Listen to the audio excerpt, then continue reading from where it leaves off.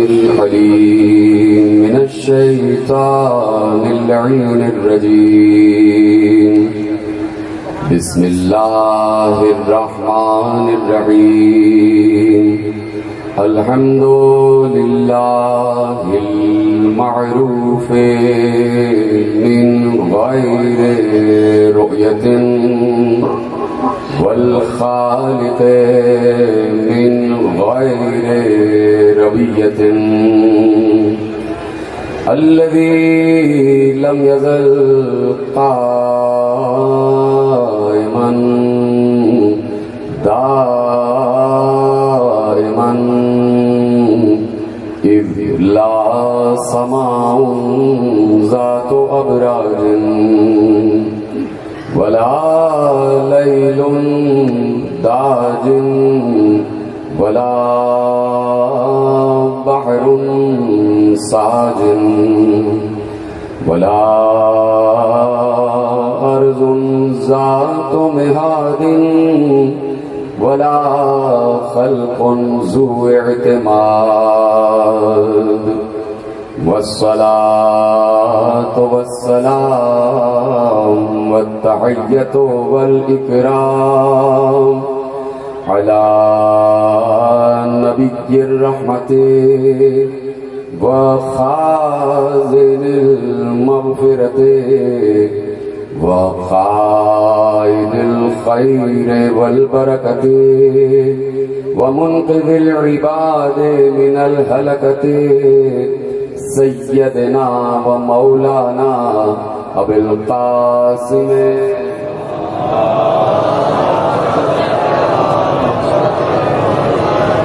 وأهل بيته الطيبين الطاهرين المعصومين المظلومين المنتخبين المنتجبين الذين أذهب الله عنهم الرجس وطهرهم تطهيرا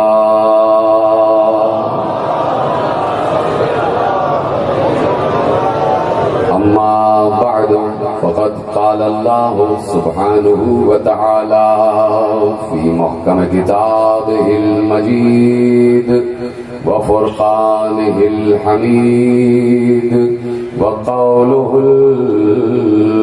الحق بسم الله الرحمن الرحيم يعرفون نعمة الله ثم ينكرونها وأكثرهم الكافرون صلوات محمد وآل محمد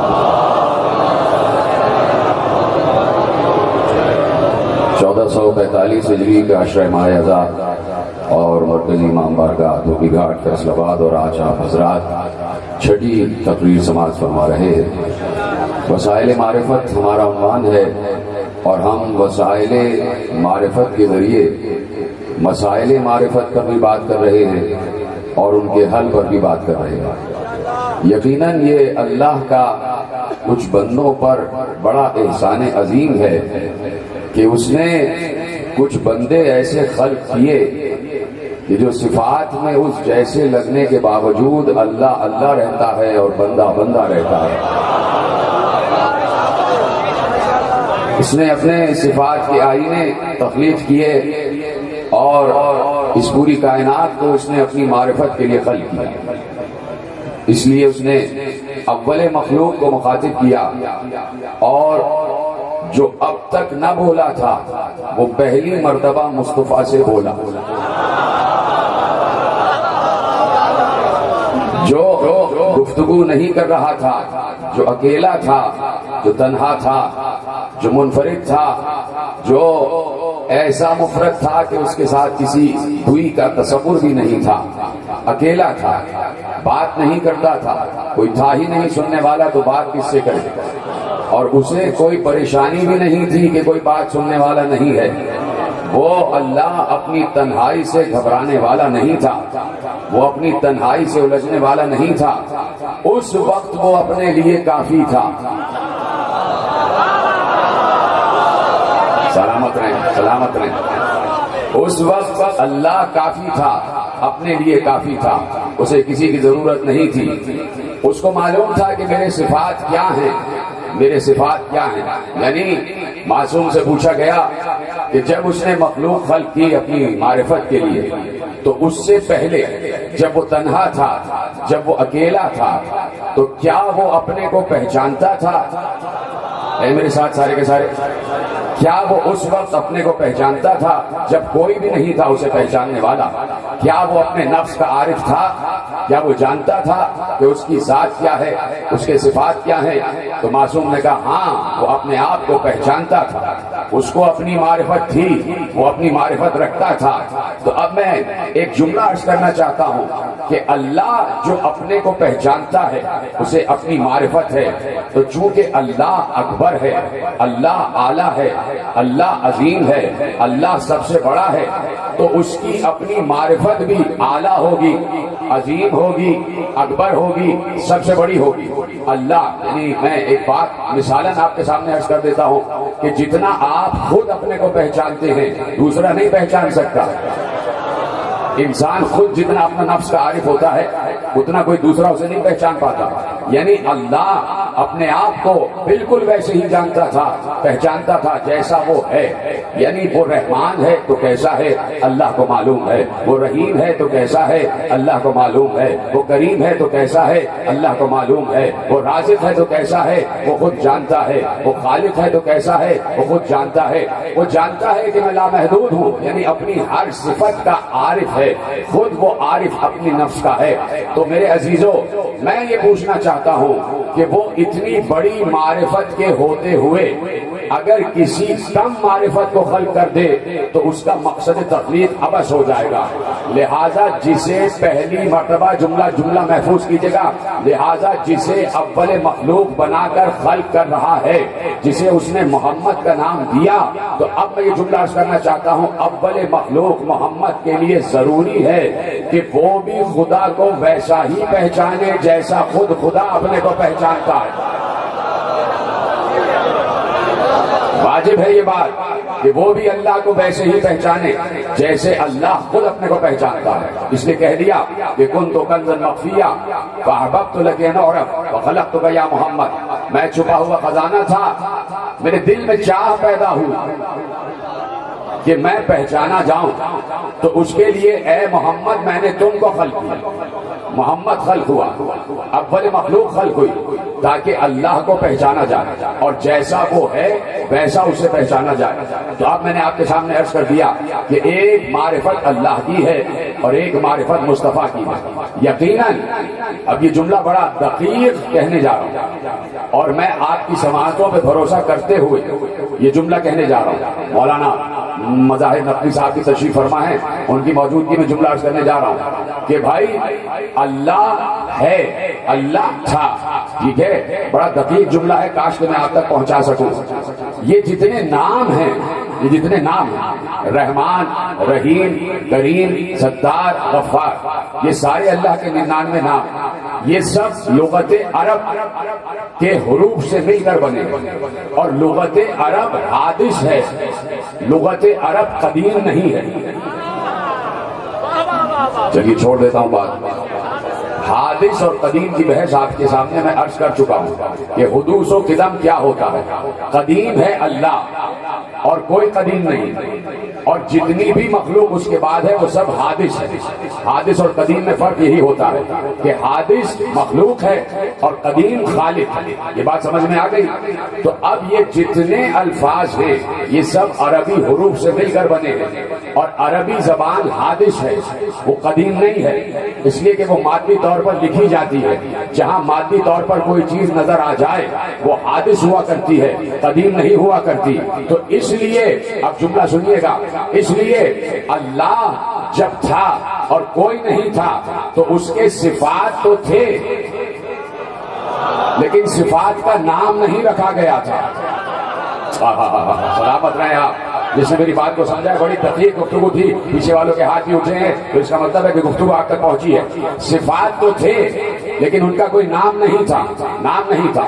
اب میں اس کی دلیل عرض کرنے جا رہا ہوں۔ اس کو معلوم ہے کہ میرے اندر صفت رحم ہے لیکن ابھی اس کا نام نہیں رکھا گیا۔ اس کو معلوم ہے کہ میرے اندر صفت کرم ہے لیکن ابھی اس کا نام نہیں رکھا گیا۔ اس کو معلوم ہے کہ میرے اندر صفت ستاریت ہے لیکن ابھی اس کا نام نہیں رکھا گیا۔ یقیناً یہ ہو سکتا تھا کہ رحم کا نام کرم ہو جاتا۔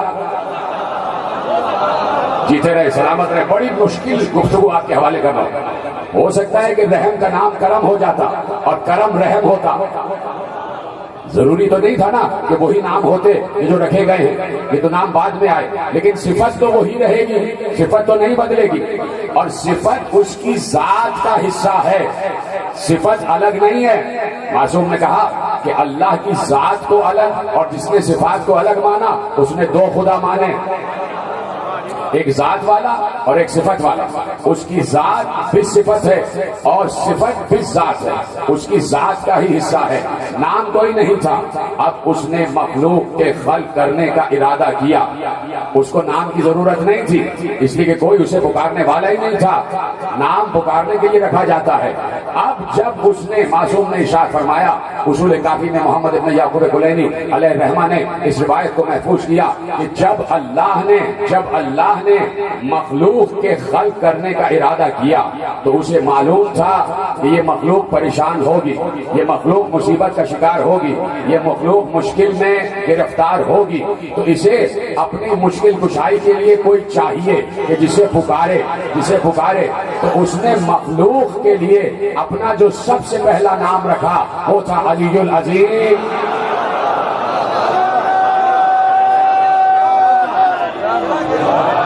جو سب سے پہلا نام اس نے اپنے مخلوق کے لیے رکھا وہ تھا علی العظیم۔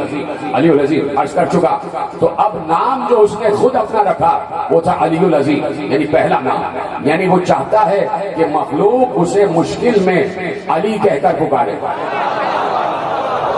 یا علی مدد کہہ کر پکارے۔ توجہ فرما لیا آپ نے؟ تو اب یہ جملے آگے بڑھے اور اول مخلوق خلق ہو گئے۔ وَخَلَقْتُكَ يَا محمد، اے محمد میں نے تم کو خلق کیا۔ جب خلق کر دیا تو اب اپنی صفات کا تعارف مصطفیٰ سے سامنے پیش ہوا، اب اپنی صفات کا تعارف مصطفیٰ کے سامنے پیش کیا۔ اب بتایا کہ میں خالق بھی ہوں، میں رازق بھی ہوں، میں کریم بھی ہوں۔ اب یہ صفات بغیر نام کے منتقل ہو رہی ہے۔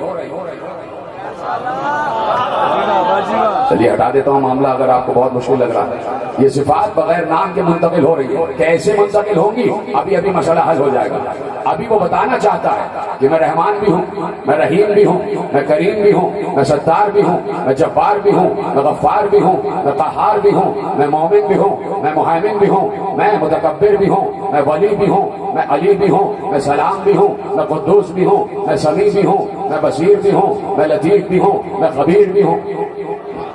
بتانا چاہتا ہے ابھی صفت کا نام نہیں ہے، ابھی صفت کا کوئی نام نہیں ہے، تو کیسے مصطفیٰ کو بتایا کہ میں خالق ہوں؟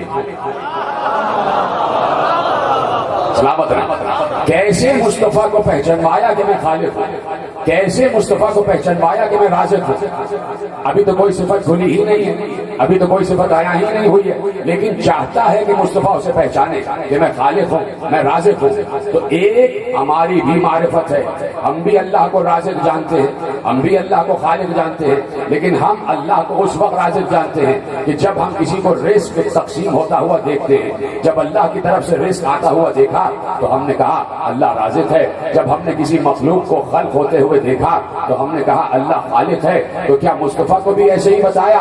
نہیں، اگر مصطفیٰ کو بھی ایسے ہی بتاتا تو ہم اور مصطفیٰ ایک جیسے ہو جاتے، پھر تو میں بھی کہتا کہ مصطفیٰ ہم جیسا اور ہم مصطفیٰ جیسے۔ تو اب میرے عزیزوں، مصطفیٰ کو بتانا تھا کہ میں رزق دیتا ہوں، مصطفیٰ کو یہ بتانا تھا کہ میں خلق کرتا ہوں، مصطفیٰ کو یہ بتانا تھا کہ میں رحم کرتا ہوں، مصطفیٰ کو یہ جتانا تھا کہ میں کرم کرتا ہوں۔ اسے اپنی تمام صفات دکھانا تھی، اسے اپنی تمام صفات بتانا تھی، اس لیے اس نے ایسے نہیں بتایا مصطفیٰ کو کہ دیکھو میں ایسے خلق کرتا ہوں، میں خالق ہوں، میں ایسے رزق دیتا ہوں، میں رازق ہوں، میں ایسے رحم کرتا ہوں، میں رحیم ہوں، میں ایسے کرم کرتا ہوں، میں کریم ہوں. نہیں، بلکہ اس نے اس نے مصطفیٰ کو رازق بنا کے بتایا کہ میں رزق ایسے دیتا ہوں، خالق بنا کے بتایا. اس نے یہ صفات مصطفیٰ میں منتقل کی، یہ صفات مصطفیٰ میں منتقل کی. صفتیں پہلے منتقل ہوئی، نام بعد میں رکھے گئے. تو اس لیے کا نام والا خدا الگ نہیں ماننا، اس کے نام اس کی ذات کا حصہ ہے، اس کی صفات اس کی ذات کا حصہ ہے. تو مصطفیٰ جانتے ہیں کہ خلق کیسے کیا جاتا ہے، مصطفیٰ جانتے ہیں کہ رحم کیسے کیا جاتا ہے، رحم کیسے کیا جاتا ہے، مصطفیٰ جانتے ہیں.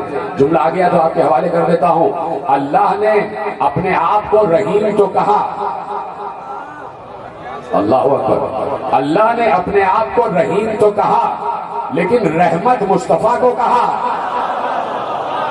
جی رہے سلامت رہے. اپنے آپ کو رحیم کہا لیکن رحمت مصطفیٰ کو کہا، یعنی رحمت للعالمین. رحمت للعالمین ہے مصطفیٰ، عالمین کے لیے رحمت ہے مصطفیٰ. یعنی جہاں پر بھی کہیں رحم ہوگا وہ خزانہ مصطفیٰ سے لے کر ہوگا. اللہ بہت بڑا آپ کے حوالے کیا، آپ نے بڑے معمولی طریقے سے سنا اس کو. یعنی رحمت کا مطلب یہ ہے کہ رحمت کا خزانہ، اللہ نے رحمت کا خزانہ مصطفیٰ کو قرار دیا. اسی لیے کہا تھا کہ من یطع الرسول فقد اطاع اللہ، جس نے رسول کی اطاعت کی اس نے اللہ کی اطاعت کی. تو اب یہاں سے جملہ جوڑ لو کہ اللہ یہ بتانا چاہتا ہے کہ جس پر رسول رحم کرے گا اس پر میں رحم کروں گا. اب کہیں پر بھی کوئی رحم کر رہا ہے تو وہ خزانہ مصطفیٰ سے لے کر رہا ہے. مصطفیٰ خزانہ ہے رحمت کا، تو مصطفیٰ کو تمام صفات اللہ نے منتقل کی. اب چونکہ اسے اولین منزل پر محبوب قرار دیا، یعنی محبوب تو بہت بعد میں قرار دیا جاتا ہے، لیکن ایسا شاہکار تخلیق ہوا کہ تخلیق ہوتے ہی کہا تو میرا محبوب ہے، تو حسین ہے، تجھ جیسا میں نے کوئی خلق کیا ہی نہیں اور نہ کروں گا. جب محب کے سامنے محبوب آ گیا،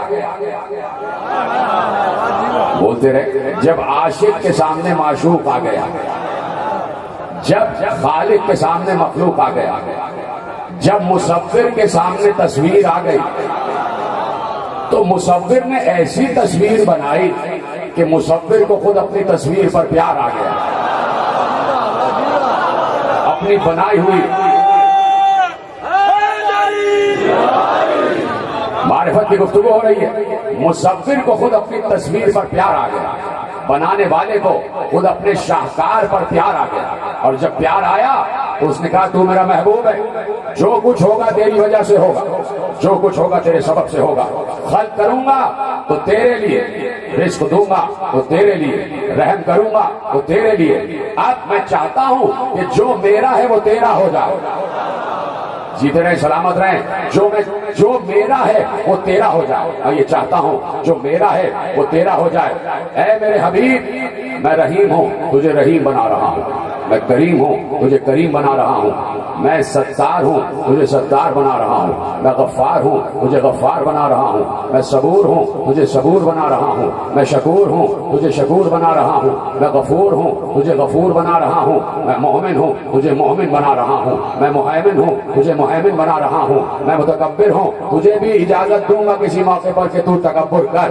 میں سلام ہوں، تجھے بھی سلام بنا رہا ہوں. میں مومن ہوں، تجھے بھی مومن بنا رہا ہوں. میں قدوس ہوں، تجھے بھی قدوس بنا رہا ہوں. میں سمیع ہوں، تجھے بھی سمیع بنا رہا ہوں. میں بصیر ہوں، تجھے بھی بصیر بنا رہا ہوں. میں لطیف ہوں، تجھے بھی لطیف بنا رہا ہوں. میں خبیر ہوں، تجھے بھی خبیر بنا رہا ہوں. سارے صفات پیغمبر کو دینے کے بعد اب رکی قدرت کا ایک صفت ہے جو اپنے پاس رکھوں گا، اور وہ ہے لا شریکیت. لا شریک صرف میں رہوں گا، تیرا شریک کرنا پڑے گا. اس لیے نور کے دو حصے کیے، ایک کا نام محمد، ایک کا نام علی.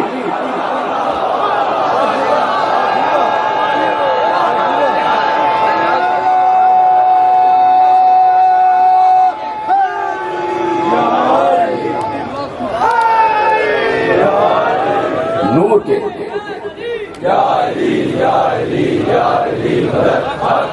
نور کے دو حصے کیے، ایک کا نام، ایک جز کا نام محمد، ایک جز کا نام علی. ایک جز محمد ایک علی، تو اب صفات کا اشتراک ہو گیا محمد و علی میں۔ اتنا مشکل جملہ نہیں تھا، صفات مشترک ہو گئی محمد و علی۔ اب جو صفت اللہ میں سوائے لا شریکیت کے، سوائے اس کی ذات کی لا شریکیت کے، وہ محمد میں، اور جو محمد میں وہ علی، تو صفات مشترک ہو گئی۔ اب کہانی معلوم ہوئی، ایک اللہ ہے، ایک محمد ہے، ایک علی ہے۔ اب حقیقت معلوم ہوئی کہ یہ آیت تو بعد میں اتری، لیکن یہ تین اس منصب پر ازل سے فائز ہیں۔ آیت بعد میں اتری، لیکن یہ تین اس منصب پر ازل سے فائز ہیں۔ کون سی آیت؟ انما ولیکم اللہ ورسولہ والذین، تمہارا ولی اللہ ہے، رسول ہے، اور جو دوران رکوع زکات دیتا ہے علی۔ آیت تو بعد میں اتری، لیکن معلوم ہوا یہ ولایت کا منصب ازلی ہے، یہ ولایت کا منصب ازلی ہے۔ اللہ ولی قدیم ہے، اس نے ولایت قدیم محمد کو بھی منتقل کی اور علی کو بھی، سوائے ایک صفت سے، باقی ساری صفتیں اپنے پاس رکھی۔ اب محمد کو اور علی کو ایک صفت مشترک دے کر، تمام صفات مشترک کر کے اب کہا آگے بڑھو، اور آگے بڑھو تو یہ نور منتقل ہوتا رہا، انبیاء کے اسلاف سے نور منتقل ہوتا رہا، یہ دونوں انوار ساتھ ساتھ منتقل ہوتے رہے۔ عبد المطلب تک آئے تو دو حصوں میں پھر تقسیم ہوئے، ایک عبداللہ میں آیا، ایک ابو طالب میں آیا، لیکن علی ہمیشہ سے رسول کے تابع رہے، رسول کے اطاعت گزار رہے۔ رسول نے علی کی پرورش کی، رسول اور علی جب اس دنیا میں آ گئے رسول، تو رسول کے 30 برس بعد علی آئے، اور علی کو رسول نے اپنی گود میں لے لیا، کہا میں علی کی پرورش کروں گا۔ یعنی آغوش رسالت میں، آغوش نبوت میں علی پروان چڑھے، آغوش وحی میں علی پروان چڑھے۔ پیغمبر علی کا کرتا بدلواتے، پیغمبر علی کے بال دھلاتے، پیغمبر اپنے منہ میں غذا چبا کے اس کو ملائم کرتے ہیں، پھر علی کے دہن میں دیتے ہیں۔ پیغمبر جب باہر نکلتے ہیں علی کو گود میں لے کر باہر نکلتے ہیں، علی کا بچپن ہے ابھی، علی کا شیر خاری کا زمانہ ہے، علی کو گود میں لے کر باہر نکلتے ہیں، علی کو اپنے کاندھے پر اٹھاتے ہیں، علی کو اپنے زانوں پر بٹھاتے ہیں، علی کو پیار کرتے ہیں، علی کے رخسار دھلاتے ہیں۔ یہ محبت بہت دیر تک قائم رہی، آخر وقت تک قائم رہی، اور علی نے یہ جملہ کہا کہ میں اپنے نبی کے ساتھ ایسے چلتا تھا ان کے اتباع میں کہ جیسے اونٹنی کا بچہ اونٹنی کے ساتھ چلتا ہے، جیسے اونٹنی کا بچہ ماں کے ساتھ چلتا ہے۔ قدم سے قدم ملا کر فصیل لفظ استعمال کیا کہ جیسے قدم سے قدم ملا کر اونٹنی کا بچہ اپنی ماں کے ساتھ چلتا ہے، میں ویسے چلتا رہا۔ میں نے اتباع نبوت کیا، میں نے اطاعت نبوت کیا، اور پھر جب پہلی وحی اتری تو میں نے وحی کی آواز کو بھی سنا اور نبوت کی خوشبو کو بھی سونگا۔ یہ طرح سلامت رہے آپ۔ میں نے وحی کی آواز کو بھی سنا اور نبوت کی خوشبو کو بھی سنا۔ میں جانتا ہوں کہ نبوت کی خوشبو کیا ہے، میں جانتا ہوں کہ نبوت کی خوشبو کیا ہے، میں جانتا ہوں کہ نبوت کی خوشبو کیا ہے۔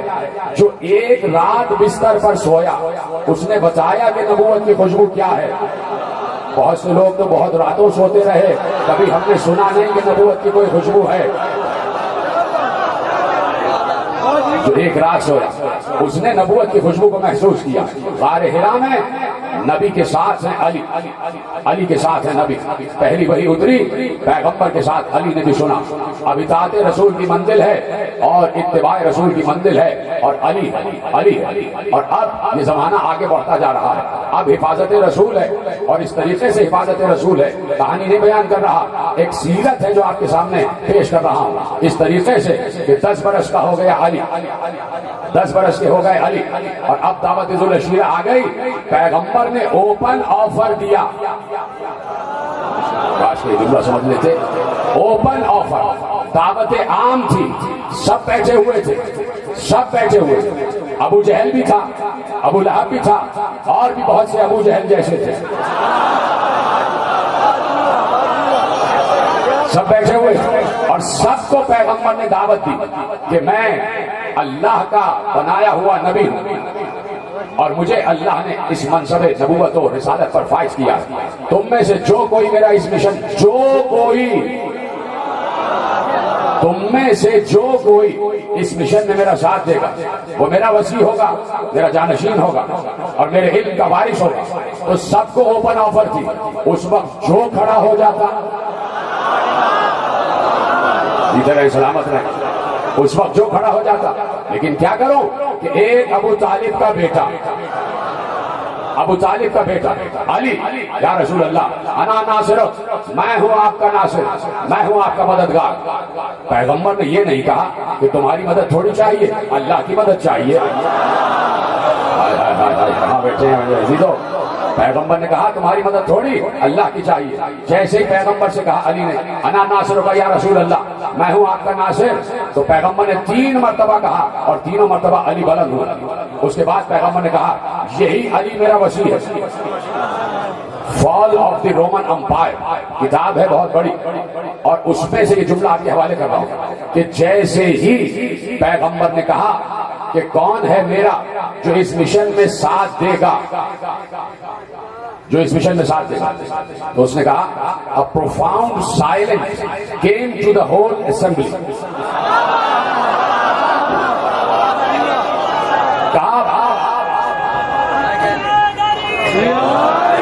اس نے کہا پوری میٹنگ میں انتہائی خاموشی چھا گئی. profound silence یعنی محسوس ہونے والی خاموشی, کہ یعنی سوئی بھی گرے تو آواز آ جائے.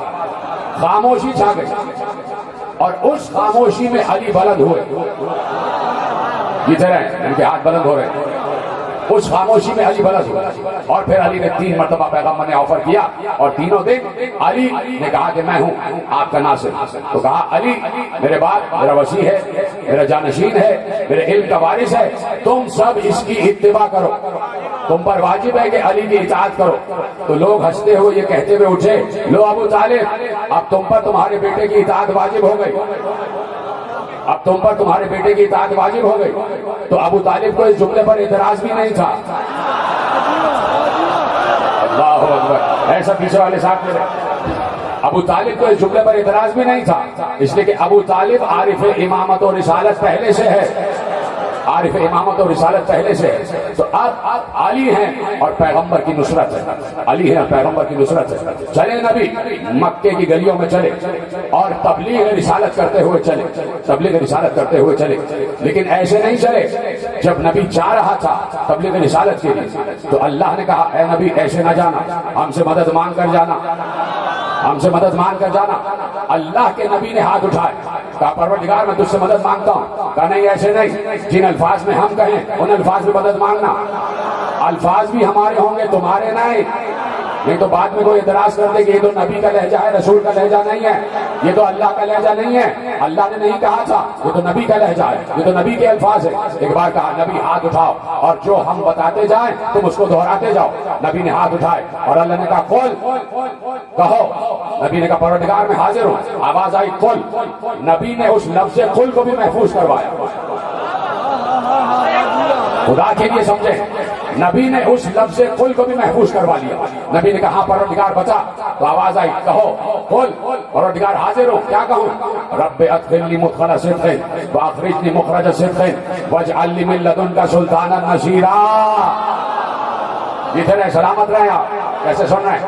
کہا کہ ہم سے یہ دعا کر کے جانا کہ پروردگار میں تیرے مشن کے لیے جا رہا ہوں, میرے لیے اپنی طرف سے مددگاروں کا بادشاہ بھیج دے, مددگاروں کا بادشاہ بھیج دے. یہ بھی نہیں کہا کہ مدد بھیج دے. اللہ اکبر. یہ نہیں کہا کہ اپنی طرف سے میری مدد کے لیے آ جا. یہ نہیں کہا کہ یا اللہ مدد. یہ نہیں کہا کہ یا اللہ انصرنی, یا اللہ میری مدد کر, یا اللہ. اللہ ہی کے الفاظ ہیں, اب کوئی اعتراض نہیں کر سکتا. اللہ کے الفاظ ہیں، اب اس پر کوئی اعتراض نہیں کر سکتا۔ اللہ نے کہا قل رب ادخلنی مدخل صدق واخرجنی مخرج صدق واجعل لی من لدنک سلطانا نصیرا، مجھے جدھر بھی داخل کر خیر سے اور صداقت کے ساتھ داخل کر، جہاں سے بھی باہر نکال خیر اور صداقت کے ساتھ باہر نکال، اور میرے لیے اپنی طرف سے مددگاروں کا سلطان بھیج، مددگاروں کا بادشاہ بھیج۔ پیغمبر نے بتا دیا کہ جب بھی مشکل پڑے تو اللہ سے مدد نہیں مددگار مانگا جاتا ہے، اللہ سے مدد نہیں مددگار مانگا جاتا ہے۔ تو اللہ نے مددگار جب بھیجا تب رسول نکلے تبلیغ رسالت کے، 10 برس کا علی ہو گیا، اور اب رسول جاتے تھے اور جا کر واپس آتے تھے تو دیکھا کہ رسول زخمی ہو کر واپس آ رہے۔ علی نے کہا، بلکہ ابو طالب نے کہا، یا علی کل سے تم اپنے بھائی کے ساتھ جانا۔ اپنے باپ کے کہنے پر علی رسول کے ساتھ، 10 برس کا علی رسول کے ساتھ چلے، تاکہ بڑوں پہ بات ہی نہ آئے کہ بھائی بچوں نے مارا ہے، بچے تو ایسے ہی ہوتے ہیں۔ تو بچوں سے دفاع کے لیے ایک بچے ہی کو بھیجا گیا۔ یہ ہے سیاست الہیہ، اس کو کہتے ہیں سیاست نبویہ، سیاست الہیہ۔ علی چلے، پیغمبر کے ساتھ چلے، اور بچوں نے پیغمبر کا جب گھیرا اور چاہ رہے تھے کہ پیغمبر کی طرف پتھر مارے تو علی آگے بڑھتے تھے، کسی کا ہاتھ توڑا، کسی کے پاؤں توڑے، کسی کے سر پہ مارا، کسی کے تماچے مارے، کئی کی ہڈیاں ٹوٹ گئی، کئی کی ہڈیاں ٹوٹ گئی۔ پیغمبر پیغام رسالت دیتے ہوئے بڑھ گئے، واپس آئے، گھر پہ آ گئے ابو طالب کے گھر پر۔ مکے کے کافر اپنے اپنے بچوں کو لے کر آئے اور ابو طالب سے کہا کہ تمہارے بچے نے ہمارے بچوں کو مارا ہے۔ تو ابو طالب نے جواب دیا، بچوں کی لڑائی ہے۔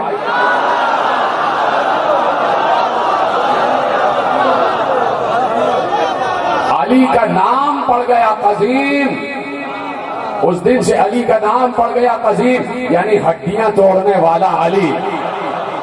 علی سے بچ کے رہنا، جب چاہے ہڈیاں توڑ سکتا ہے، اس لیے کہ آج کا علی پردہ غیب میں ہے۔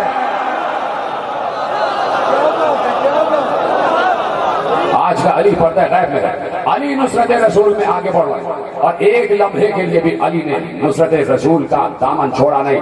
جہاں پر بھی ہیں ہمیشہ رسول کے ساتھ ہے، طائف کی گلیوں میں ہیں تو رسول کے ساتھ، رسول کے ساتھ نکلا ہمارا رسول، علی کے ساتھ نکلا۔ اب سن آگے بڑھتا جا رہا ہے، اور گلیوں میں، طائف کی گلیوں میں اور دیگر علاقوں میں تبلیغ رسالت ہو رہی ہے۔ پیغمبر نکلے اور ابو لہب نے بہت سے لوگوں کو جمع کیا کہ آ رہا ہے عبداللہ کا بیٹا یتیم عبداللہ آ رہا ہے، اور تبلیغ کے لیے آ رہا ہے، تیار رہنا، جب یہ آئے تو تالیاں پیٹنا، سیٹیاں مارنا، شور اتنا کرنا کہ اس کی آواز سنائی نہ دے۔ نکلے، ایک پہاڑ کے دامن سے گزر رہے تھے کہ اچانک، جس کو آپ اپنی زبان میں لینڈ سلائیڈنگ کہتے ہیں، وہ شروع ہو گئی، پتھر گرنا شروع ہوئے۔ ابو لہب نے کہا چھوڑو کوئی تالیاں نہیں بجاؤ، کوئی سیٹیاں نہیں، لو محمد کی اور علی کی موت آ گئی۔ اوپر سے پتھر گر رہے ہیں اور ان کے اوپر گریں گے اور یہ پتھروں کے نیچے دب کر مر جائیں گے۔ پتھر گر رہے تھے، سنیں گے آپ، یہ ہے اللہ کا معجزہ، اس کو کہتے ہیں محمد ولی اور علی ولی، اور وہ جو اوپر بیٹھا ہوا ہے وہ بھی ولی۔ پتھر گر رہے تھے اور گرتے ہوئے پتھروں سے آواز آ رہی تھی، السلام علیکہ یا رسول اللہ، السلام علیکہ یا رسول اللہ، السلام علیکہ یا ولی اللہ۔ آواز آ رہی تھی، پتھر سلام کرتے ہوئے آ رہے تھے، اور پتھر سلام کرتے ہوئے آئے تو محمد و علی کے اوپر سے، محمد و علی کے اوپر سے اچھلتے ہوئے 10 کافروں کے سر پر لگے، وہ 10 کے 10 وہیں گر کر مر گئے 10 کے 10۔ اب یہ پریشان ہو گئے، رونے لگے۔ کتاب میں یہ لکھا ہے کہ یہ روئے اس بات پر نہیں کہ ہمارے 10 مر گئے، روئے اس بات پر کہ اب محمد کہیں گے یہ میرا معجزہ ہے۔ جس کو کہتے ہیں ابو جہل، اس کو کہتے ہیں جہالت۔ کہا کہ یہ روئے اس بات پر کہ یہ اب محمد و علی کہیں گے ہمارا معجزہ، یہ ہمارا معجزہ۔ تو کہا کہ سنیں گے جملہ، روایت کا جملہ کیا ہے کہ پیغمبروں علی اور 10 کافر مرے ہوئے، 10 کافر مرے ہوئے۔ انہوں نے کہا کہ یہ مر گئے ہیں اور اب محمد و علی کہیں گے یہ ہمارا معجزہ ہے. تو محمد و علی نے کہا یہ ہمارا معجزہ ہے، اور اگر دیکھنا چاہتے ہو کہ ہمارا معجزہ ہے تو ابھی دکھاتے ہیں. کہا یا علی تمہیں بھی پتھر لگے انہوں نے مارے، مجھے بھی پتھر لگے انہوں نے مارے. کہا ہاں. یا علی تمہیں کتنے پتھر لگے، کتنے زخم لگے؟ کہا 4. کہا مجھے 6 زخم لگے، 6 اور 4 10 ہو گئے. کافر بھی 10 مرے ہیں. یا علی 4 مردے تم زندہ کرو، 6 مردے میں زندہ کروں.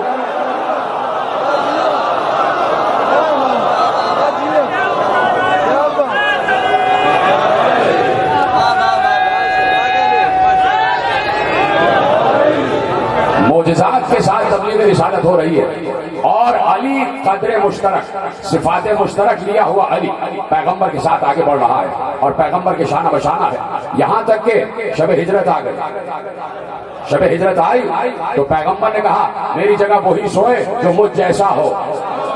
اس دن معلوم ہوا کہ ملا کی زبان پر اب تالا لگ جانا چاہیے. اگر کوئی مصطفیٰ جیسا ہے وہ سوائے علی کے کوئی اور نہیں ہے.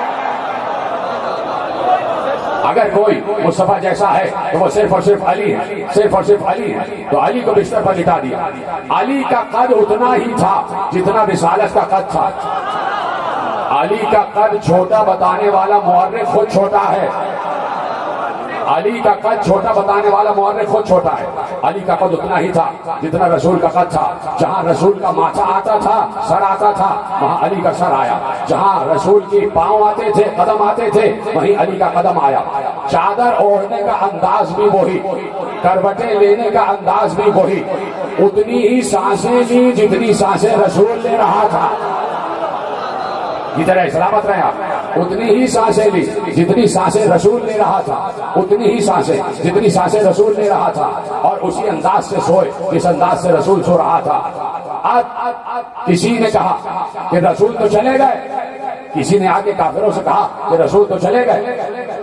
40 کافروں نے گردن اٹھا کے دیوار کے نیچے سے جھانک کر دیکھا اور کہا، سنیں گے کیا کہا؟ 40 کے 40 نے کہا کیا بک رہا ہے محمد چلے گئے. محمد نائمون، محمد تو وہ سو رہے ہیں. پتہ نہیں کون ہے جو میرے ساتھ دے دے کہ محمد تو وہ سو رہے ہیں. یعنی 40 کافر رات بھر علی کو محمد سمجھتے رہے اور صحیح سمجھ رہے. وہ محمد کے بستر پر محمد سو رہا تھا.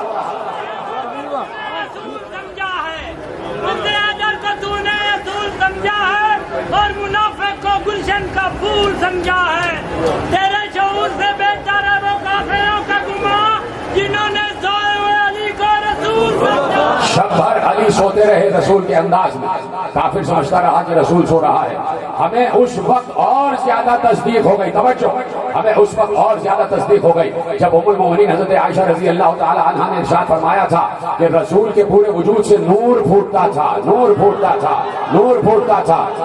جب رسول گلی میں آتے تھے رات کو تو ہم سمجھ جاتے تھے کہ رسول آنے والے ہیں، اس لیے کہ پوری گلی منور ہو جاتی تھی. رسول کا امامہ سر پر ہوتا تھا، رسول کی ابا دوش پر ہوتی تھی، رسول کی قبا پر میں ہوتی تھی، رسول پٹکا پہنے ہوئے ہوتے تھے، رسول نالین پہنے ہوئے ہوتے تھے. نہ سر کا امامہ نور کو روک پاتا تھا، نہ دوش کی ابا نور کو روک پاتی تھی، نہ پاؤں کی نالین نور کو روک پاتی تھی. ہاں، اور پھر انہوں نے فرمایا ام المومنین نے کہ جب رسول بستر پہ چادر اوڑھ کر سو جاتے تھے تو چادر سے نور ساطع ہوتا تھا، چادر سے نور چھن چھن کر ساطع ہوتا تھا. کوئی غیر آ کے دیکھتا تھا تو سمجھ جاتا تھا کہ رسول سو رہے ہیں، اس لیے کہ چادر سے نور چھن چھن کر باہر آتا تھا. ارے اب تو مانو کہ کافروں نے بھی دیکھا کہ علی کے جسم سے چادر سے ویسا ہی نور ساطع ہو رہا تھا.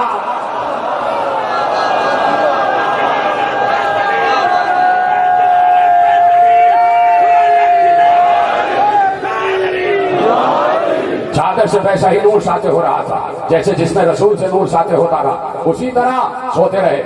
اور پھر علی جب بلند ہوئے ہیں، علی جب جاگے، علی اپنی مرضی سے جاگے، مرضی سے جاگے. چادر ہٹائی، کافروں نے دیکھا کہ یہ محمد نہیں علی ہے. دیواریں پھاند کر اندر آئے اور علی سے پوچھا محمد کہاں ہے، محمد کہاں ہے. علی نے کہا میرے حوالے کر کے گئے تھے کیا سن رہے ہیں آپ؟ کہا کہ میرے حوالے کر کے گئے تھے. کہا سنو ایک بات، گلی کے مجاہدوں نے، گلی کے شیروں نے، اپنے گھر کے شیروں نے، اپنے گھر کے مجاہدوں نے تلوار نکالی اور کہا علی اگر تم نے نہیں بتایا کہ محمد کہاں ہیں تو تمہیں قتل کر دیں گے، یہیں پر تمہاری لاش بچھا دیں گے۔ ایک بار علی نے آستین چڑھائی، علی نے سننا جملہ علی کا، علی نے آستین چڑھائی، کہا سنو اب تک تم جو بچے ہوئے ہو نا، وہ جس کی وجہ سے بچے ہوئے ہو وہ ہر مرتبہ میرا ہاتھ روک لیتا تھا، آج وہ ہے نہیں۔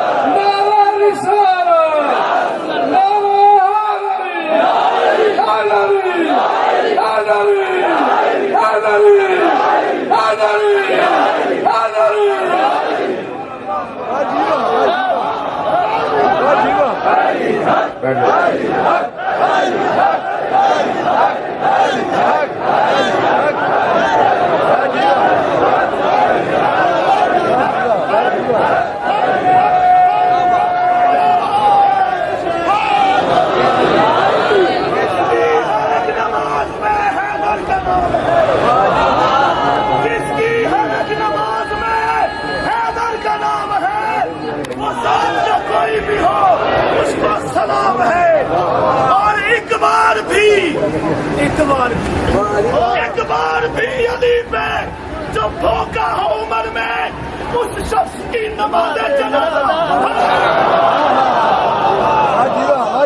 تو جو فرمائے کیا نام ہے کیا آپ کو؟ طلحہ، یہ طلحہ صاحب ہیں اور یہ میرے پاس آئے ہوئے ہیں اور تقریر سن رہے ہیں مسلسل، اور ہمارے خطیب اہل سنت بھی سامنے تشریف فرما ہے، تو یہ چاہتے ہیں کہ کلمے میں ایک جملے کا اور اضافہ کر دیں گے۔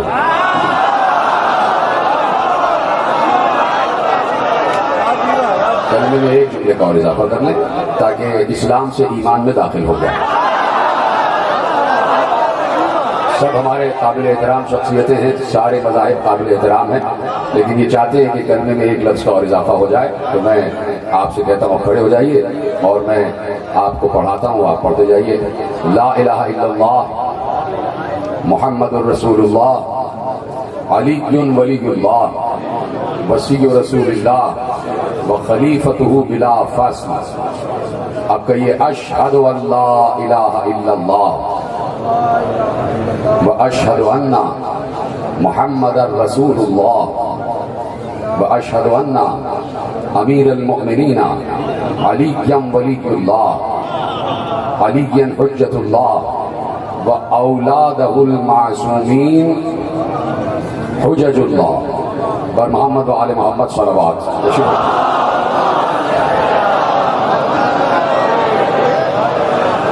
توجہ فرمائی، کیا کہا علی نے؟ جو مجھے روکتا تھا آج وہ ہے نہیں۔ سب سمجھ گئے کہ علی کا جلال جلال الہی ہے، کسی کی ہمت نہیں ہوئی علی پر تلوار اٹھانے کی، کوئی ہے نہیں جو علی پر تلوار چلا سکے۔ علی کے سامنے سے کوئی آئے اور علی کو مار کے چلا جائے، یہ ہو ہی نہیں سکتا۔ حملہ ہوا تو پشت سے ہی ہوا، حملہ ہوا تو پشت سے ہوا۔ مالک اشتر نے یہی پوچھا تھا، مالک اشتر نے یہی پوچھا تھا، یا علی میں نے دیکھا ہے کہ جب بھی کوئی آپ کے سامنے آتا ہے وہ بغیر مرے جاتا نہیں ہے، جب بھی کوئی آپ کے مقابلے پہ آتا ہے وہ بغیر کٹے جاتا نہیں ہے۔ تو علی نے کہا سنو مالک اشتر، ما لقیت احد الا اعاننی نفسہ علی قتلہ، جب بھی کوئی میرے سامنے آتا ہے اس کے جسم کا رواں رواں پکار کر کہتا ہے جا اور علی کی تلوار سے قتل ہو جا، جا اور علی کی تلوار سے قتل ہو جا، جا اور علی کی تلوار سے قتل ہو جا۔ تو کبھی آنا نہیں علی کے مقابل، کبھی آنا نہیں علی کے مقابل۔ تو علی ہے اور پیغمبر کی نصرت ہے۔ شب ہجرت بھی ختم ہو گئی، آ گئے مدینے میں، آ گئے، ختم ہو رہی بات۔ علی کی سوانح حیات پڑھنا کیا 1 گھنٹے کا کام ہے؟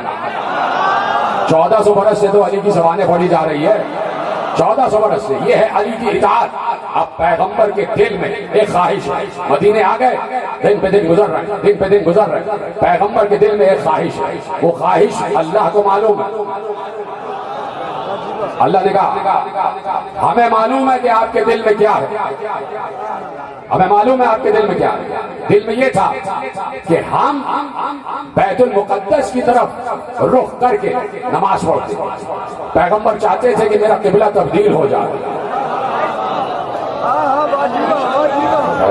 پتہ نہیں جملہ سمجھے کہ نہیں. پیغمبر چاہتے تھے ہمارا قبلہ تبدیل ہو جائے اور کعبہ ہمارا قبلہ بن جائے. پیغمبر کی خواہش بہت عرصے سے تھی. میرا خیال ہے جب سے کوئی کعبے میں آیا ہے تب سے خواہش کہ کعبہ قبلہ بن جائے, کعبہ قبلہ بن جائے. اللہ نے آواز دی, قد نرا, ہم جانتے ہیں جو آپ کے دل میں ہم جانتے ہیں. فَلَنُوَلِّيَنَّكَ قِبْلَةً تَرْضَاهَا, ہاں آپ کی خواہش اور آپ کی مرضی کے مطابق ہم جلد ہی قبلہ تبدیل کرنے والے ہیں. سلامت رہیں آپ. بھائی جب علی کعبے میں آ گئے تو قبلہ تبدیل ہوا. جب علی نشو و نما پا کر پرورش پا گئے اور علی شباب کے عالم میں آ گئے, قبلہ تبدیل ہو گیا. قبلے سے علی کو نسبت ہے اس لیے کہ بیت اللہ میں علی تشریف لائے, کعبۃ اللہ میں علی تشریف لائے. یہ بات یاد رکھیے گا. اللہ نے کہا وَلَنُوَلِّيَنَّكَ قِبْلَةً تَرْضَاهَا, جو تم چاہ رہے ہو, جو تمہاری مرضی ہے ہوگا وہی. ہم جلد ہی قبلہ تبدیل کر دیں گے. اور ایک بار حکم ہوا, پیغمبر نماز پڑھ رہے تھے, رکوع میں تھے, رکوع میں تھے. اللہ کی آواز آئی, شطر المسجد الحرام, اپنے رخ کو موڑو کعبے کی طرف, اپنے رخ کو موڑو کعبے کی طرف. پیغمبر رکوع میں تھے, پیغمبر رکوع میں موڑے, قبلہ تبدیل ہوا, قبلہ تبدیل ہوا. علی نے کیا کہا تھا کہ میں پیغمبر کا ویسے متبع رہا جیسے اونٹنی کا بچہ اپنی ماں کے ساتھ رہتا ہے. پیغمبر مڑے, علی بھی مڑے. یعنی علی کی نماز یہ تھی کہ دھیان تلاوت کا اللہ کی طرف ہے اور دھیان آنکھوں کا محمد کی طرف ہے. پیغمبر مڑے, علی بھی مڑے. پیغمبر نے نماز تمام کی. سننا جملہ علی کا, پیغمبر نے نماز تمام کی. لیکن پہلے جملہ تو سن جاؤ. اللہ کیا کہہ رہا ہے, اللہ کیا کہہ رہا ہے, اللہ کہہ رہا ہے تمہاری مرضی جو ہوگی ہم وہی کریں گے. یعنی پیغمبر اللہ کے حکم کا منتظر, اللہ پیغمبر کی مرضی کا منتظر اور پیغمبر علی کی آمد کا منتظر. پیغمبر علی کی آمد کا منتظر. وہاں وہاں علی مڑے. اب جملہ علی کا سنیے گا, دل چاہ رہا تھا کہ پڑھتا چلا جاؤ. جملہ علی کا سنیے گا. علی نے اپنا رخ موڑ لیا, نماز ختم ہوئی. عجیب و غریب رفعت والا جملہ علی نے دیا, بڑا معرفت والا جملہ علی نے دیا. لوگوں نے پوچھا کہ رسول پر تو آیت اتری تھی فَوَلِّ وَجْهَكَ شَطْرَ الْمَسْجِدِ الْحَرَامِ, اپنے رخ کو موڑ لیجئے مسجد حرام کی طرف. رسول پر تو آیت اتر رہی تھی, یہ تم کیوں موڑے؟ علی آپ کیوں موڑے؟ علی نے کہا میرا اصل قبلہ تو ہے ہی محمد, جہاں محمد مڑے گا وہی میں مڑوں گا.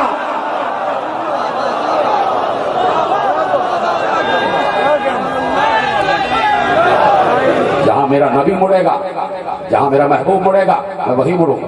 میرا اصل قبلہ محمد ہے, میرا اصل کعبہ محمد ہے. تو اب جہاں جہاں محمد وہاں وہاں علی, جہاں جہاں محمد وہاں وہاں علی. اور علی کا اتباع رسول مشہور. اس گھر میں جو کوئی بھی ہے وہ اتباع رسول کی منزل پر. ابھی بچپن ہے علی کا اور جھولے میں ہے علی. ماں نے کپڑے سے باندھا, سنی بھی بات, ماں نے کپڑے سے باندھ دیا. علی نے انگڑائی لی, کپڑا پھٹ گیا. پھر ماں نے 2 کپڑوں سے باندھا, علی نے انگڑائی لی, دونوں کپڑے پھٹ گئے. پھر ماں نے 3 کپڑوں سے باندھا, علی نے انگڑائی لی, تینوں کپڑے پھٹ گئے.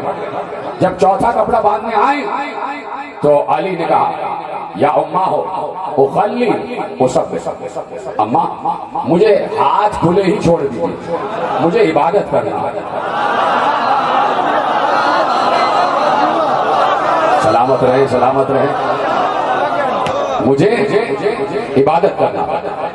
اب علی جس نے بچپن میں 4 کپڑے پھاڑ دیے اور جس نے بچپن میں کلہ اجدر چیر دیے, تو ادھر کا علی بچپن ہی سے علی ہوتا, اس گھر کا علی جھولے ہی میں علی ہوتا, چاہے وہ علی ابن ابی طالب ہو, چاہے وہ علی اصغر. بچپن ہی سے علی ہوتا، اس گھر کا ہر فرد علی، ہر فرد علی۔ جب زین العابدین کو قید کر کے دربار شام میں لایا گیا تو یزید ملعون نے پوچھا، یہ پوری کربلا یزید کے حکم سے ہوئی ہے؟ ایک ایک رپورٹر یزید کے پاس جا رہا تھا، ایک ایک رپورٹر جاتا تھا اور رپورٹ دیتا، چاہے جتنے بھی دن لگے۔ دیکھیے یزید کے دفاع کی بہت کوشش ہو رہی ہے، ہم یزید پہ کمپرومائز نہیں کر سکتے، یزید پہ کمپرومائز نہیں ہو۔ یزید قاتل حسین تھا، قاتل حسین ہے اور قاتل حسین رہے گا۔ لاکھ بچانے کی کوشش کریں تو آپ پہلے اس بات کا اعلان کریں کہ آپ یزیدی ہیں۔ اگر یزید کو بچانے کی کوشش ہو رہی ہے تو پہلے آپ اپنے گھروں پہ لکھیں ہم یزیدی ہیں۔ یزید کو ایک ایک پل کی رپورٹ ہو رہی تھی، اتنی تیز قاصد جاتا تھا کہ میں آپ کو مسائل پہ ایک جملہ بتاؤں کہ کربلا سے کوفہ، کوفے سے شام 32 دن کی منزلیں تھی، 32 دن کی، 32 ڈیز، لیکن قافلے کو اتنا تیز دوڑایا گیا تھا کہ 16 دن میں پہنچایا گیا، 16 دن۔ تو جب اتنا بھرا ہوا قافلہ 16 دن میں پہنچ سکتا ہے تو ایک گھوڑا سوار کتنے دن میں پہنچتا ہوگا؟ چند دن میں پہنچ جاتا۔ ایک ایک پل کی رپورٹ آ رہی تھی۔ اور پھر یزید نے بیعت طلب کی تھی حسین بن علی سے، وہاں سے اپنا قاصد بھیجا تھا اور عتبہ بن ولید جو گورنر تھا مدینے کا، اس کے پاس وہ خط آیا تھا۔ وہاں پر مروان ابن حکم بھی بیٹھا ہوا اور یہ سارے معاملات آپ کے پیش نگاہ ہیں۔ ایک ایک پل کی رپورٹ پہنچ رہی۔ یزید کے حکم سے فوجوں پر فوجیں آ رہی تھی، شبر دستہ لے کر آ رہا تھا، سنان ابن انس بھی دستہ لے کر آ رہا تھا، خولی بھی دستہ لے کر آ رہا تھا، ساری رپورٹس۔ اور سب سے پہلا سر جو کٹ کے یزید کے دربار میں گیا ہے وہ مسلم ابن عقیل کا سر ہے۔ جب یزید شامل نہیں تھا تو مسلم کا سر دربار یزید میں کیوں بھجوایا گیا؟ یعنی انہوں نے کہا کہ ہم نے کربلا کی ابتدا کر دی۔ ایک ایک پل کی رپورٹ ہے اسے، ایک ایک پل کی رپورٹ۔ ختم ہو گئی بات۔ جس وقت یزید نے پوچھا دربار شام میں علی بن حسین کھڑے ہوئے ہیں، زنجیروں میں جکڑا ہوا ہے، علی زنجیروں میں جکڑا ہوا ہے، شروع ہو گئے مسائل۔ ایک بار یزید نے پوچھا یہ جوان کون ہے؟ کہا یہ حسین کا بیٹا علی۔ تو اس نے کہا اب دیکھیے سب خبر ہے نا اس کو، تبھی تو جملہ اس نے کہا علی کربلا میں قتل نہیں ہو گیا، علی کو کربلا میں قتل نہیں کر دیا گیا۔ کہا نہیں، وہ حسین کا ایک اور بیٹا تھا علی اکبر۔ اب زین العابدین نے کہا کہ میرے بابا کو، حسین کو نام علی سے اتنی محبت تھی کہ اپنے ہر بیٹے کا نام علی رکھا، اپنے ہر بیٹے کا نام علی رکھا، اور پھر چھوٹا جو تھا اسے بھی علی اصغر کہہ کے پکارا، جو کربلا کا سب سے بڑا فاتح ہے، جو کربلا کا سب سے بڑا فاتح ہے۔ رباب کے دو ہی تحفے تھے حسین کے لیے، بی بی ام رباب کی دو کمائیاں تھی حسین کے لیے، ایک 3.5 برس کی بچی، ایک 6 مہینے کا بچہ۔ یہ دو قربانیاں رباب لے کر چلی گئی۔ سلام ہو بی بی ام رباب پر۔ اور میں چاہوں گا کہ بی بی ام رباب کے ہی قصے پر، ان کے ہی واقعے پر، ان کے ہی مصائب پر میں مصائب کا اختتام کروں، اس لیے کہ آپ نے جیسے گریہ کیا ہے نا بی بی رباب پر، آپ یقین فرمائیں علی اصغر آپ سے خوش ہوں گے، جناب سکینہ آپ سے خوش ہوں گی۔ ام رباب کی بڑی قربانیاں ہیں، بی بی کی بڑی قربانیاں ہیں، 2 بچے بھی قربان کر دیے اور اپنا شوہر بھی قربان کر دیا، حسین بھی چلے گئے اور اپنی کھیتی بھی اجڑ گئی۔ تو بی بی رباب کو سلام کرتے رہنا، یہ تمہارا گریہ بی بی ام رباب تک پہنچ جائے گا۔ چلے جس وقت 28 رجب کو، تو 18 دن کے ہیں کل علی اصغر، 18 دن میں فاطمہ صغرا سے ایسی محبت ہو گئی کہ معلوم ہوتا تھا جیسے 18 برس میں علی اکبر سے محبت ہوئی، ایسی محبت بھائی اور بہن میں ہو گئی۔ ختم ہو گئی تقریر۔ علی اصغر ہمیشہ صغرا کے سینے سے لگے رہتے تھے، صغرا علی اصغر کو پیار کرتی تھی۔ جب قافلہ چلا گیا 28 رجب کو، گھر خالی ہو گیا، 40 حجروں میں تالے لگ گئے، 40 حجروں میں تالے لگ گئے۔ قافلہ جانے کے لیے تیار ہوا، ابھی تھوڑی دور آگے بڑھا تھا، عباس تلایا کر رہے تھے، چاروں طرف قافلے کے پھر رہے تھے۔ جب پشتے کاروان پر آئے تو دیکھا، کچھ دیکھا، دیکھ کر دوڑتے ہوئے آگے آئے اور کہا آقا حسین کچھ دیر کے لیے قافلے کو روک لی۔ کہا کیوں؟ کہا ذرا پیچھے مڑ کے دیکھیے، فاطمہ صغرا بی بی ام سلمہ کا ہاتھ پکڑے ہوئے آ رہی ہے، اور سنو کہ کیا کہہ رہی تھی، ہاتھ اٹھا کے کہہ رہی تھی بابا کچھ دیر کو رک جاؤ، بابا بابا کچھ دیر رک جاؤ، محلن محلن یا ابھی، بابا میرے بابا کچھ دیر رک جاؤ۔ حسین نے قافلے کو رکوایا، قافلہ رکا، محملیں بچھا دی گئی، کہا سغرا رخصت ہو گئی؟ جی بیٹا۔ کیوں آ گئی؟ کہا بابا جب کاروان گیا 40 حجرے خالی ہوئے، سارے حجروں پر نگاہ پڑی، میں صبر کرتی گئی، لیکن بابا جب دالان میں نگاہ پڑی تو مجھے علی اصغر کا جھولا یاد آ گیا۔ جب دالان پر نگاہ پڑی تو مجھے علی اصغر کا جھولا یاد آ گیا۔ بابا آخری بار علی اصغر کو گود میں لینا چاہتی ہوں۔ بابا کیا ایسا ہو سکتا ہے کہ علی اصغر کو آخری بار گود میں لے لوں؟ بی بی ام رباب کی عماری کو بٹھایا گیا، عماری کے چاروں طرف قناتیں لگائی گئیں، عماری کا پردہ ہٹا، سغرا آگے بڑھی، حسین نے رباب سے اصغر کو لیا، سغرا کی گود میں دیا۔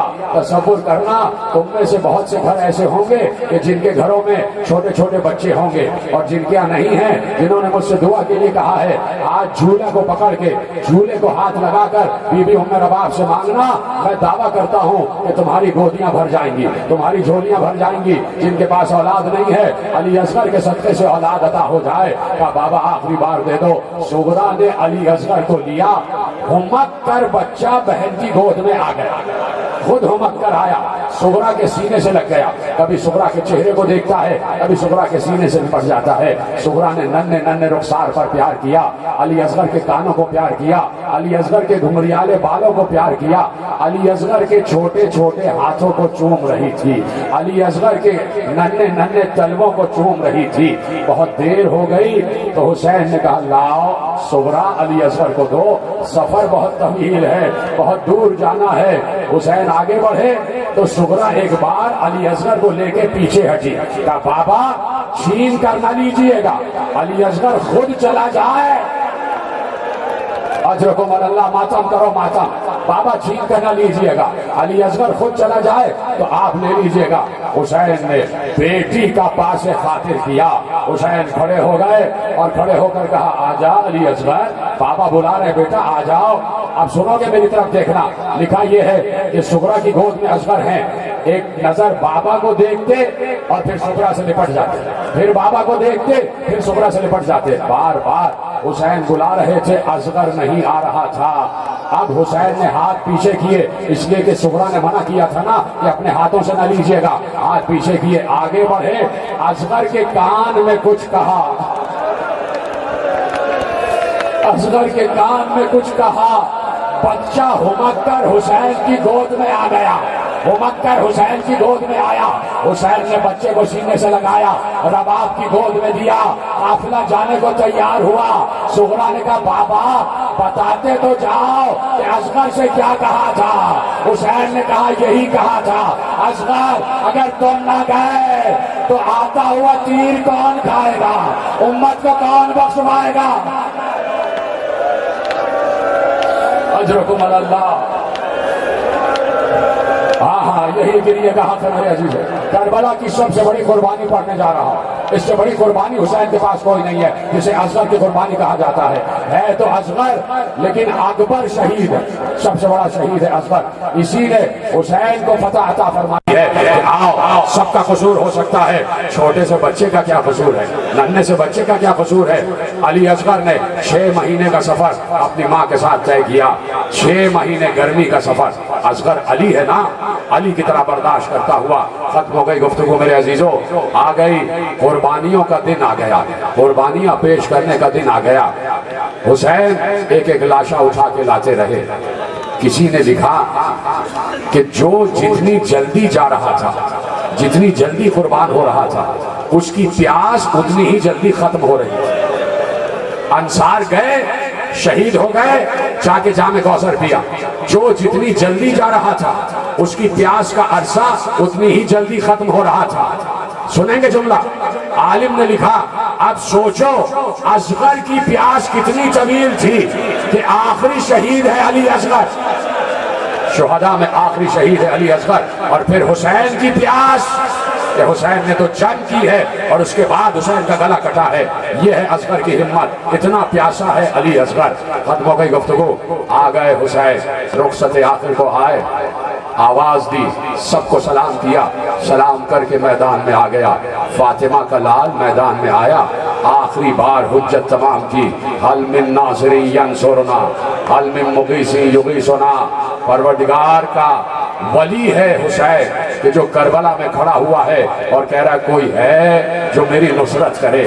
کیا وقت آ گیا حسین پر؟ کوئی ہے جو میری نصرت کرے، کوئی ہے جو میرے استغاثے پر صدائے لبیک بلند کرے، کوئی ہے جو ہمارے حرم کو حملوں سے بچائے، کوئی ہے کہ جو میری اعانت کرے، کوئی ہے جو میرے ساتھ تعاون کرے۔ بس یہ جملے حسین نے کہے کہ راوی نے لکھا حسین کے کان میں رونے کی آواز آئی، بیویوں کے رونے کی آواز آئی، بیویوں کے گریے کی آواز آئی۔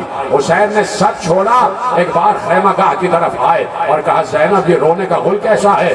کہا بھیا کیا بتاؤں، جب تم نے نعرہ استغاثہ بلند کیا علی اصغر نے اپنے کو جھولے سے گرایا، علی اصغر نے اپنے کو جھولے سے گرایا۔ دوسرا جملہ سننا، زینب نے کہا صرف گرا نہیں بلکہ گھٹنیاں چلتا ہوا خیمے کے دروازے پر آ رہا ہے جیسے نصرت کو جا رہا ہے۔ حسین رو دیے، حسین نے اصغر کو گود میں اٹھایا، کہا بچے کو پیاس لگی